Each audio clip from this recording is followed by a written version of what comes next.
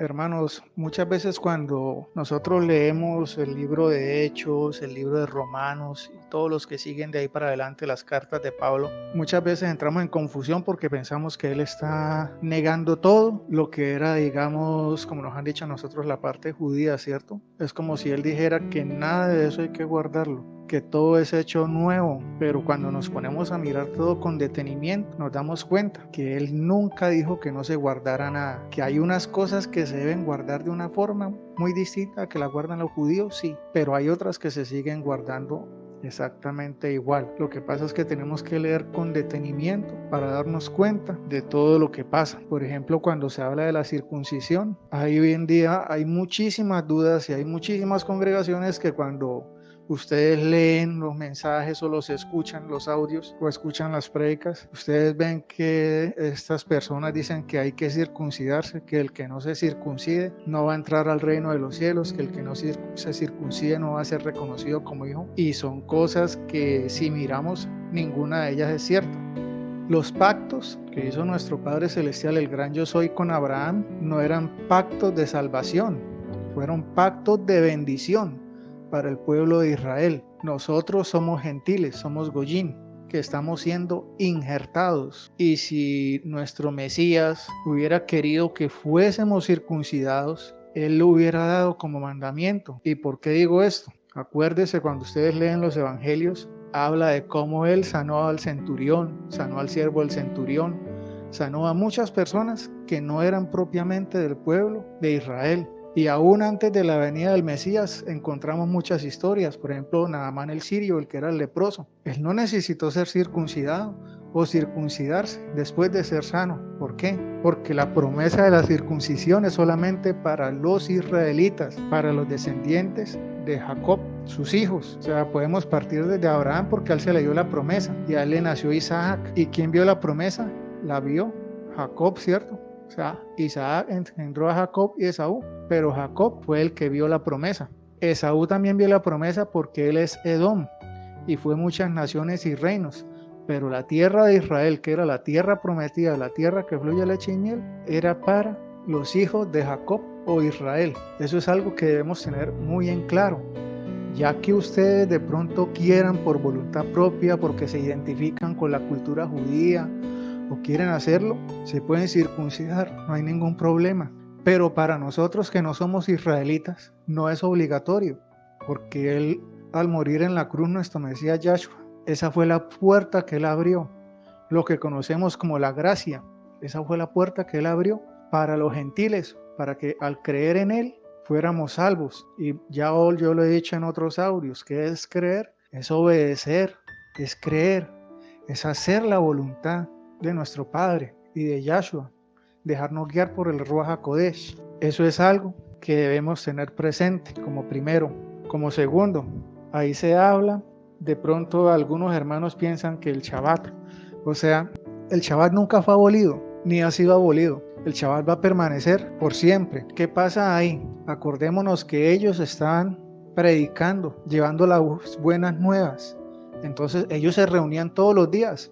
Así como ustedes ven en las distintas congregaciones que de pronto tienen grupos de oración y unas se reúnen los lunes, otras los martes, otras los miércoles, etc. Pero digamos, el día de reunión, el día de congregarse, guardan siempre el día fijo, ¿cierto? Erróneamente guarda la mayoría el domingo. Nosotros pues guardamos el Shabbat o estamos empezando a guardar el Shabbat. Entonces, si ustedes leen, fíjense que Pablo siempre guardó el Shabbat y todos lo guardaron. Aún después, cuando se perdió ese uso y esa costumbre de guardar el Shabbat en el concilio de Nicea, cuando todo eso ellos lo cambiaron porque crearon lo que conocemos hoy como la religión católica romana. Ellos ahí abolieron todo lo que tenía que ver con la palabra, con la Torá, con la Tanaj. Ahí se perdió el guardar el Shabbat, ahí se perdió el guardar las fiestas, ahí se perdió el obedecer los mandamientos, ahí se perdió todo. Entonces, todo eso debemos tenerlo presente. Otra cosa que es importante es, mucha gente dice que los mandamientos también fueron ya abolidos, que solamente ahora hay que guardar 2 mandamientos, que dice que eso está en Mateo 22, versículos 34 y 40. Se lo voy a leer. Dice, entonces los fariseos, oyendo que había hecho callar a los saduceos, se juntaron a una, y uno de ellos, intérprete de la ley, preguntó por tentarle, diciendo, Maestro, ¿cuál es el gran mandamiento en la ley? Y Yahshua le dijo, amarás al Adón Yahweh tu Elohim con todo tu corazón, con toda tu alma y con toda tu mente. Este es el primer y grande mandamiento. Y el segundo es semejante, amarás a tu prójimo como a ti mismo. De estos dos mandamientos depende toda la ley y los profetas. Entonces muchos también toman este pasaje, estos versículos, para decir que el Shabbat fue abolido. Pero si miramos esos dos mandamientos, la primera parte que dice amarás a Yahweh con todo tu corazón y con toda tu alma y con toda tu mente, está albergando los 4 primeros mandamientos ahí, o los 3 primeros mandamientos. Porque ¿cuál es el cuarto mandamiento? Acuérdate de guardar el Shabbat. Recuerde lo que él le dijo al joven rico. ¿Qué haré para heredar la vida eterna? Eso lo encontramos. Mateo 19, versículos 16 al 30. ¿Qué le dijo él al joven rico? Cuando él le preguntó, él le dijo, ¿qué haré para heredar la vida eterna? Le dijo, guarda los mandamientos. Y no fue los mandamientos católicos que nos enseñaron a nosotros. Fueron los mandamientos que están en Éxodo y Deuteronomio, donde dice que guardemos el Shabbat. Si nosotros no guardamos el Shabbat, no estamos honrando los 3 primeros mandamientos, no estamos honrando al Padre. Cuando guardamos el cuarto mandamiento, que es el Shabbat, estamos honrando los 3 primeros mandamientos, que es honrar a nuestro Padre, a nuestro Creador, a nuestro gran Yo Soy, a nuestro Abba. Y la segunda parte que dice que amarás a tu prójimo como a ti mismo, y dicen que todos los demás mandamientos no son válidos. ¿Quién es tu prójimo? Cuando usted roba, ¿a quién está robando? A su prójimo. Cuando usted fornica, está fornicando con su prójimo. Cuando usted adultera, está adulterando con su prójimo. Cuando usted asesina a su prójimo. Simplemente se reúnen ahí, pero esos dos, como lo dice ahí, albergan todo, o sea, tienen incluidos todos los 10 mandamientos. La primera parte de los 4 primeros y la otra parte de los otros 6. Con eso vemos que nunca fueron abolidos los mandamientos, que los mandamientos siguen vigentes y seguirán vigentes. Entonces yo los animo y los invito para que cuando estudien estos pasajes, los estudien con detenimiento, poco a poco, que vayan mirando cada frase. Y si tienen otras Biblias, si tienen otras Biblias de estudio, vayan mirando para que ahí entiendan que eso, que muchas veces nosotros pensamos que son contradicciones, simplemente es lo mismo, pero debemos tomar en cuenta todo el pasaje y entender el contexto y entender a quiénes les estaba hablando, porque a veces él le está hablando a judíos, a veces le está hablando a hijos de judíos y a veces le está hablando a personas paganas. Por ejemplo, ahí en este pasaje cuando dice que deben guardar solamente lo referente a guardarse de comer ahogado y todo eso.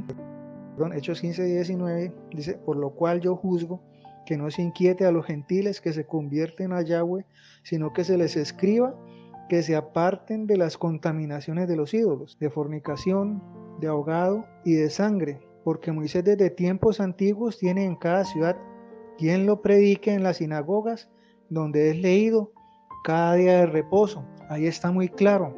Aquí vemos que él está predicando a gentiles, gente que no tiene conocimiento de la Torá, que comían cosas con sangre, que comían cosas consagradas a los ídolos, que una de las formas de asesinar los animales era ahogándolos. Entonces él les dice, ya no sigan haciendo esas cosas que hacían, empiecen por ahí, por purificarse de esa forma, para que ahí sí, ya empiecen a guardar los demás mandamientos. Y por eso él les dice, tienen a Moisés predicando en las sinagogas cada Shabbat. O sea, tenían a los rabinos, tenían a las personas que enseñaban en las sinagogas cada Shabbat, enseñando, ¿qué?